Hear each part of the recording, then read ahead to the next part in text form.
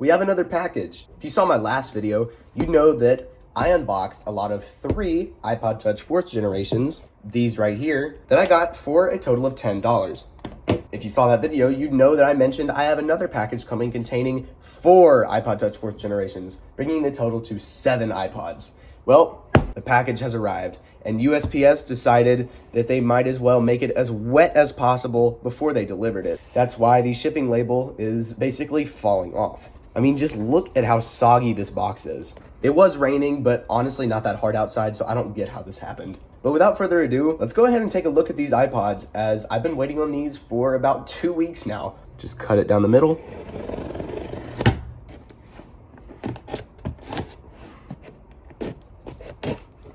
And now we can go ahead and open up the box.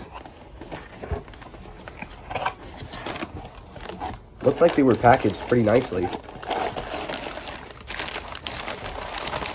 All right, and we can go ahead and get rid of our wet and decrepit box. Open these up. Nice packing skills. Always love buying things on eBay and seeing that the seller packaged it nicely and securely. It just makes me feel much more reassured. We could pull this bubble wrap open and unwrap the iPod Touches. Looks like they're in a little bag. I can reuse this when I sell things. And here are the 4. All right, here are the 4 iPod Touches. In this lot, I've received 3 black iPod Touches and 1 white one. As in the previous lot, I received 2 white ones and 1 black one. Let's go ahead and check the storage on all of these and see if they have power. This first one is a 16 gigabyte model, and looks like it does have power. We'll let that turn on. The next one is a 32 gigabyte model. I'm pretty sure there are 2 32 gigabyte models in here, and it looks like this one is already turned on. That's great. And all of these are on iOS 6.1.6 as the seller showed in the listing. Here's the white one. Let's see if it has power. It does, and it is an 8 gigabyte model. Looks like all 3 of my white ones have been 8 gigabytes. And here is the last black one. This one is also a 32 gigabyte model, as you can see right there, and has definitely seen some things. Looks like all 4 of these iPod Touches have power. Go ahead and unlock this one, and we'll wait for this one to turn on. There's the 3rd one, and here's the 4th. We'll go ahead and confirm they're all in 6.1.6, even though that's what the seller showed. Unlike the last lot, these are all fully reset and tested iPod Touches, whereas the last lot was salvage ones, where one of them ended up having a dead NAND, and the other 2 still had people's data on them, which I had to get rid of. Now, things that I've noted, the home button on this one is quite stiff, but it does work. It just barely clicks. But now that I have all these iPods, what am I going to do with them? Well, before I get into that, I want to give some updates on the iPods that I unboxed previously. So as it turns out, the NAND in this iPod right here, the 8 gigabyte white one that was stuck in recovery mode and wouldn't restore, is most definitely dead. Everything I've tried has had absolutely no result. But this screen is good, and I'll definitely be putting it onto another iPod. I have no updates regarding this iPod Touch, the 8 gigabyte white one that ended up fully working.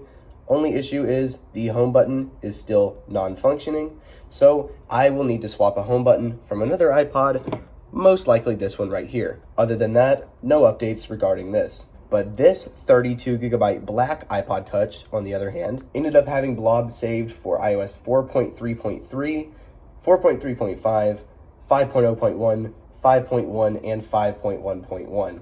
So I downgraded to 4.3.3, and now I have an iOS 4 iPod Touch 4th gen. I'm still yet to jailbreak it, but this is one of my favorite things in my collection now, for sure. So what am I going to do with these iPods? Well, I'm going to check if any of them have SSH blobs.